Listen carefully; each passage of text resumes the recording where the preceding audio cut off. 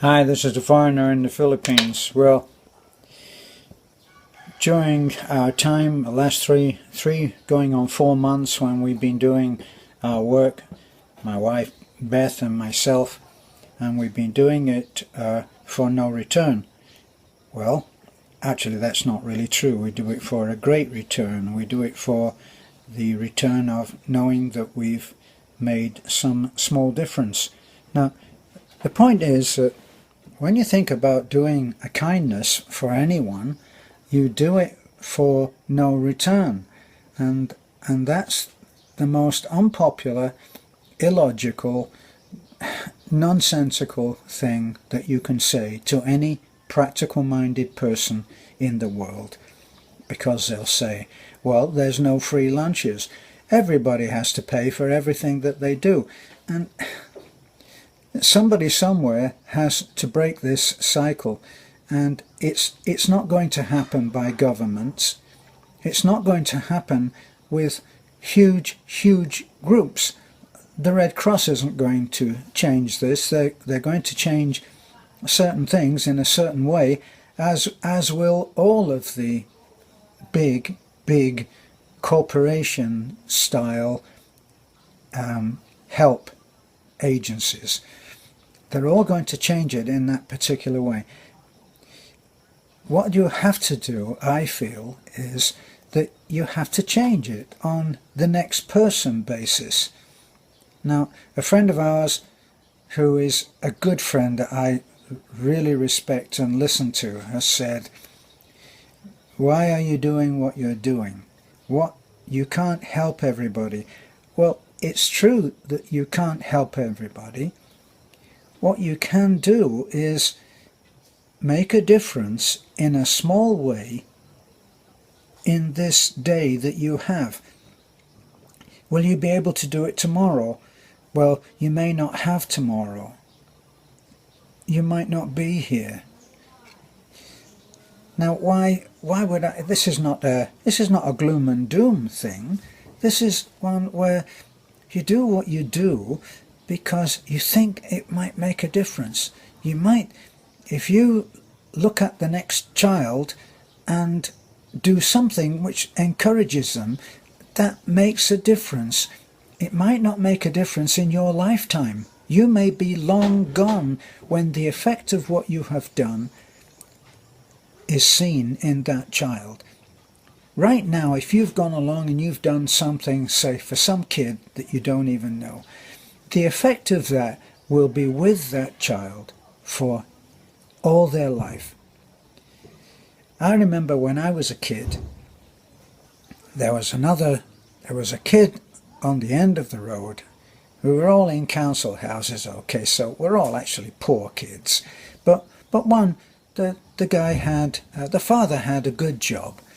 He had a car, and wow, they had a television. And us kids often, at the generosity of the father and the mother of this boy, we used to be able to watch sometimes. And we watched these now antiquated programs, and we thought it was wonderful.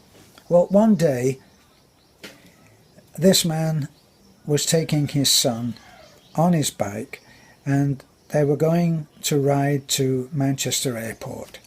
And I think it was called Ringway Airport back in those days.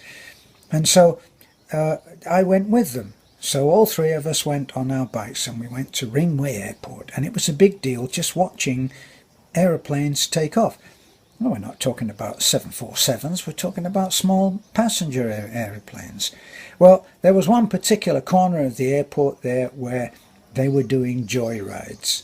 Now, for me as a kid, the idea of going up in an aeroplane was a little bit akin to how I might feel about going up in a spaceship right now. Well, what happened was that I think it was 5 shillings. It was 5 shillings for one person, man or child. When it came to it, the man wanted to go up and his boy wanted to go up. But he wasn't willing to shell out for me. All right, now this is not a pity party. They left me to take care of the bikes, and I look through the chain link fence and I watch them get into this little aeroplane, and I watch them take off, and I watch the kid wave to me through the little round window. And I never forgot that. In my life I have never forgotten that. And I resolved right back then, as a young kid, maybe I may have been 7 or 8 years old, and I resolved that I would never do that to a kid. So the things that you do actually create a huge effect, but you can't see them. Now, what did I decide that in that moment?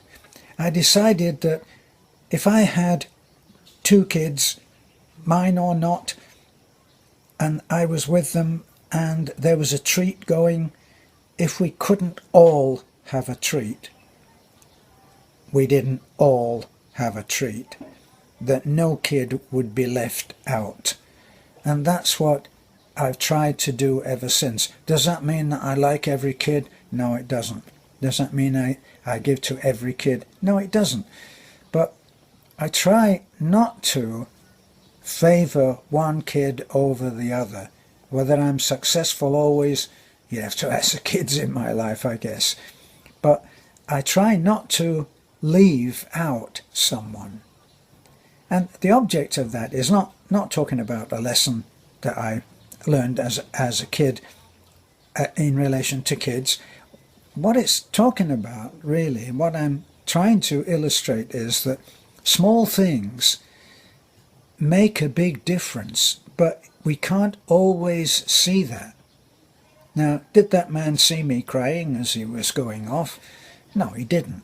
And did I let him see me crying when he came back and got on our bikes and went home? No, he didn't.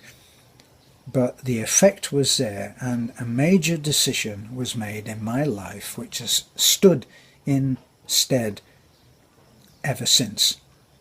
So something that you're doing right now on a one-to-one basis, moment-to-moment basis, a moment of kindness, is important. Is it going to change governments? No. But the effect of what one man does, what one woman does, is important. It seems to me that the whole of the Middle East was destabilized and set on the move by one man. You might not remember, but one man decided that the whole thing was bad, and I think he set himself on fire. Well, I'm not suggesting that anybody do that, all right? And I'm not going to do it anyway this afternoon. Maybe tomorrow, well, another tomorrow. But one man decided that he was going to protest in a way that would get everybody's attention, and he did that. He sacrificed his life, and he set himself on fire, and he's in protest against something that was happening in his country. And the results were huge. They were huge. So our little acts of kindness that we're doing now, and they are little acts of kindness, they're of no huge consequence right now. We don't see any great result. Often the people that we work with don't thank us. Maybe they don't feel any gratitude. I don't think that's true. I think that the people that we help say thank you in their own way. It might be that they smile when they see us next time. It may be that they're overwhelmed by something that they feel they can never repay. We don't know what the effect is sometimes, but one thing is for sure, we create much more effect than we think. And this is very true. Will we always be praised for what we do? Hell no. We've certainly seen that in the last few months. We might do something, and some people will look at it with suspicion. Well, why is he doing that? And others will look at it and say, that's wonderful, I'm inspired by that, I'm inspired to do something else. Now, for the people that suspect, for the people that decry, for the people that criticize and degrade, that's how they see their life. For the people that are inspired, maybe they will go on and do something themselves. And so the effect of kindness is twofold. It will arouse the suspicion of those who are suspicious, and it will inspire the people who want to do something but wonder if they can make a difference. Well, if they see my wife making a difference in someone's life, then maybe they'll try to make a difference in one person's life. Day before yesterday, we went to see Michael's grandpa, and we took him to the optician. And when we came out, he had said to Beth, because he's speaking in his own language, not in English, to me, and he said, "No, I'm afraid because my son had cataract surgery and he went blind." Now this is a man that is already going blind, and he's afraid of going blind, and he's afraid of making that happen too soon. So that's what he's afraid of. Well, Beth talked to him, and she found out, what is it that you're afraid of? And when he said, I don't want to go to Cebu, I'm afraid of the ferry going over there, and I'm afraid that it will go wrong. I mean, it did go wrong, and I know it did, and so I'm afraid of that. Well, Beth talked to him, and she told him about Philip, who is our friend who recently, in the last week or two, has gone and had cataract surgery, and now is just amazed at what he can see. He's worn glasses all his life, and now he's seeing. And he had cataract surgery in Taliban, a little doctor down there in what most would say was a primitive hospital. But they've got the equipment now, and they're doing cataract surgery.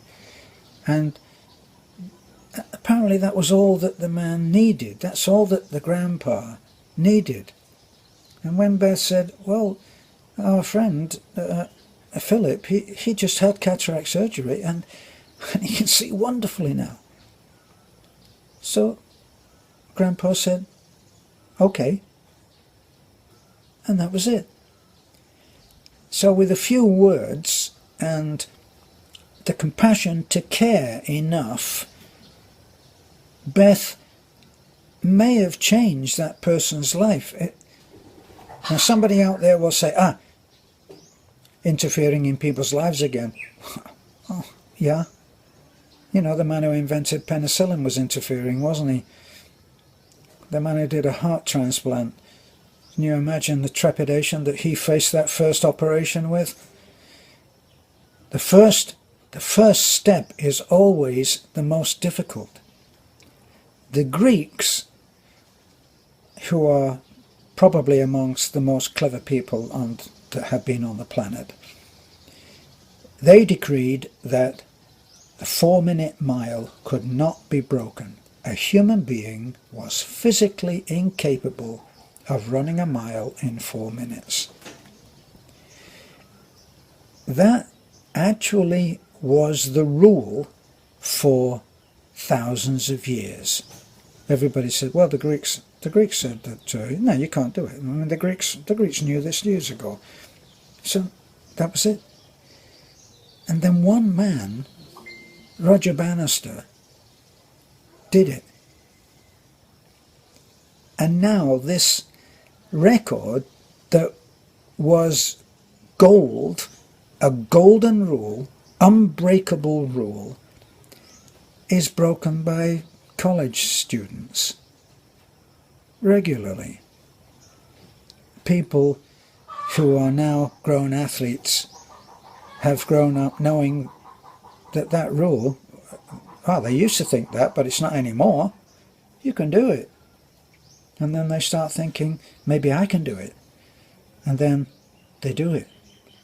So the kindness thing, yes, oh boy, as soon as you start doing this, up come the trolls, up come the critics, up come the intellectuals who can intellectualize you into the ground with their, well, you're in there, you're a crazy Brit, and you're doing this, and you're interfering where you don't know what's going on, and you're scamming, and you're taking money, and blah, blah, blah, blah, blah, blah, blah. And that's what they do. Because everybody has a job. Everybody has their job. Some people are good at starting things. Some people are good at keeping it going once it's going. And some people are good at stopping things. And sometimes the art of stopping something is good. Stopping slavery is good. So none of these things, starting and changing and stopping, none of them in themselves are either good or bad. It's what you do with them. Well, if you're out there on your keyboard and you're going to try to stop me from taking Grandpa and having cataract surgery with the money that we have because of our cancellation recently, you're not going to do it. If we take Grandpa and the surgeon says, yes, this is doable, when do you want to come? We're going to ask Grandpa, well, there you are, Grandpa. When do you want to have it done? And then I'm going to pick him up at his home in a nipa hut with a dirt floor, and I'm going to take him in there, and I'm going to make sure that he has that done if that's what he wants. If he wants to face the rest of his life going blind, then that will be his choice. The same as other people recently made the choice based on their own parameters, and they said no. Am I going to try to convince and say, why don't you do it? Yes. Am I interfering? Well, maybe I am. I'm trying to help, and that's my job.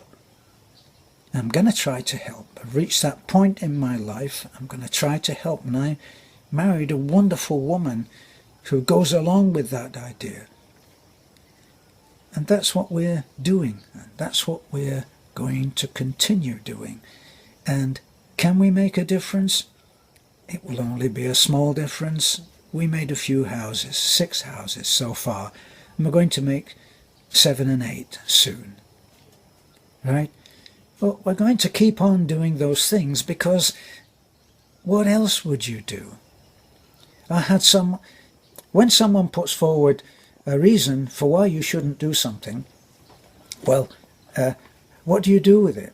So you're about to do something, you're about to do a kindness for someone, and someone says, oh, well, you're just interfering. So what do you do with that? Do you stop?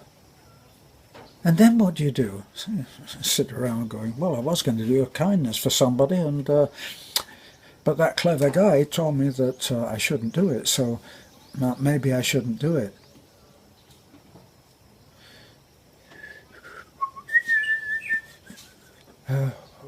Well, perhaps he could tell me what I can do, and then I can start living my life how he wants me to. Is that what you're going to do? Someone said, it's all very well about you and your younger wife, and we're not talking about age or anything like that, but I'm married to a Filipina, and we are concerned at the exploitation of young girls by older men.